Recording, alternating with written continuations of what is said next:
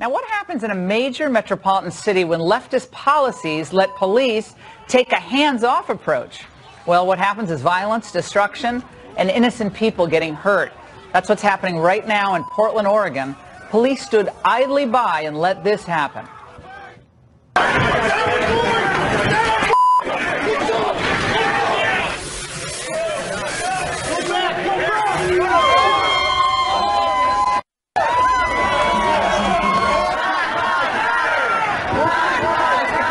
Now, instead of confronting violent protesters, we shouldn't call them protesters, violent thugs, cops are succumbing to leftist leaders and backing off, leaving ordinary Americans scared and unprotected. Joining us now from Portland is one of the organizers of last week's counter-protest, Joey Gibson. He's also the founder of Patriot Prayer. Joey, did your group, I know you were arrested at one point back in, I guess it was in May, for didn't you carry a gun at one of the events at University of Washington campus, or a couple of your guys did? You were arrested for that. But did your group No, we were detained. What's that? We were detained for a second and then let go. Okay, you were detained and let go. But yeah. In this case, did you have any intention of getting violent with this antifa group? No, we never have any intention to get violent. For us, it's about challenging the mayor, challenging these protest groups, and just being able to march. If they attack us, then people definitely do defend themselves. But we've had so many marches and rallies where no one shows up, and it's completely peaceful, and we have a great time.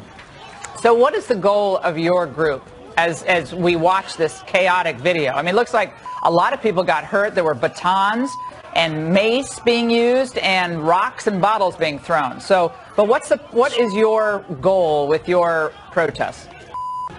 Sure. So it depends on the city and what the mayors do. For example, we went down to Berkeley. We kept on hitting it because the police were standing down. And so the goal is to eventually get the mayor to allow the police to do their job. So from city to city, it changes. And in Portland right now, as you saw a week ago, there were protesters blocking the streets and they're attacking motorists, and the police did nothing about it. So we went back in there. We did a flash march to kind of bring attention to this issue, to put the pressure on Ted Wheeler in hopes that he would actually have some sort of response. So it depends on the situation, but a lot of it's bringing media attention, inspiring other people to stand up for what they believe in, especially in these far left cities. And a statement was released tonight was it from the mayor or from the police chief? It was from the mayor, Ted Wheeler, who basically said, I'm paraphrasing, that there were a lot of bad people out there. It wasn't just one group that was violent. I mean, it was kind of a little bit murky, but in other words, intimating that your group was part of the problem out there. It wasn't just the Antifa crowd. Well, I would say I would challenge this. If people don't show up to attack us, there's not going to be any problems. So the goal is we really want to be able to have our right. If you carry an American flag in Portland by yourself, you're going to get bloody.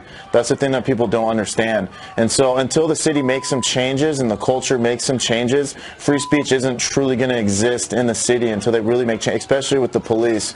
And another thing people don't understand is the police have slowly been changing their tactics in Portland, where they used to just stand back completely. They would never intervene. If you look at August 4th, they did do their job, and then even last Saturday, fights broke out that lasted maybe a minute and a half, and then they got everyone separated. Well, so I think that...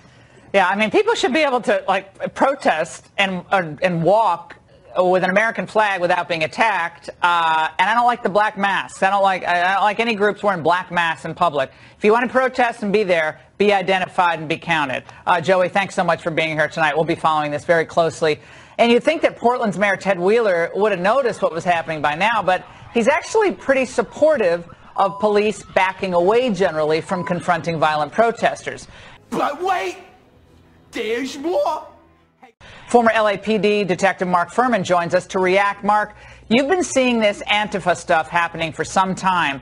Now, what kind of message does it send to the people of Portland when their mayor is encouraging cops to kind of stand down and tolerate these violent street protesters and basically leave citizens to fend for themselves? Well, Laura, it's pretty obvious. You're telling the protesters that they can basically kind of bully the police and know that at the very least there might be a few people arrested, maybe a few skirmishes or altercations with the police, but by and large, they're going to be able to do pretty much anything they want. Well, it seems that this has happened now on multiple occasions.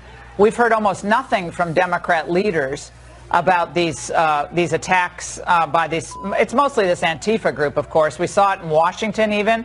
After we had a protest here recently. We've seen it, of course, as Gibson said, in Berkeley. But not just there. We saw it at these WTO, anti-WTO rallies before that. Sometimes at Occupy Wall Street, things broke out. So this has been ramping up over time, Mark, and it seems that police just do not have a good handle on it. Oh, they have a good handle on it. It's the politicians and the leaders in the upper echelon of police departments and city government that do not allow the line officers. And I'd like to apologize to all the line officers in all these cities. We know it is not you. Your fellow officers, your retired officers, people know it is not you. If you want to actually confront these groups, once they deviate from the policy and the permit guidelines, it is now an unlawful assembly, and then you take action. But Laura, the thing that the cities actually do is they make it impossible for the police to actually do that. They don't give them the absolute manpower and the reserve manpower. They don't give them city buses to transport people they've arrested, set up field jails, and actually have a system where they plan on maybe arresting 100, 200, or 300 people. They want it to go away. They want to hold their breath. They want to hope that there's only a couple altercations and nothing happens and nothing's burned down and nobody's murdered, and then they can sigh. Yeah, but that's what they do. Yeah, well, I want to and play it's not the line officers. You're right. It's not the line officers, and I want to be very clear on that. But the Portland mayor, Wheeler, did speak out, and just listen. I was appalled by what I saw in the video, but I support the decision of the Portland Police Bureau not to intervene. Listen, this whole incident will be investigated. So he supports the decision not to intervene. Very quickly, close it out for us. Well, yeah, the idea of not intervening means more officers are going to have their lives and their bodies susceptible to injury or death the next time, because this will escalate. People had guns, people had clubs. You can pass laws in the city of Portland to actually curb this by saying no masks, no disguises, no certain pieces of wood on signs. You can actually curb this, but if you don't want to do that, which the mayor seems to not want to do, then you're going to have more violence, and I really feel sorry for the officers that have to put up with this kind of conduct and have to stand there and do nothing. I don't know how you recruit officers in this atmosphere that's being created mostly on the left. Mark, thank you so much.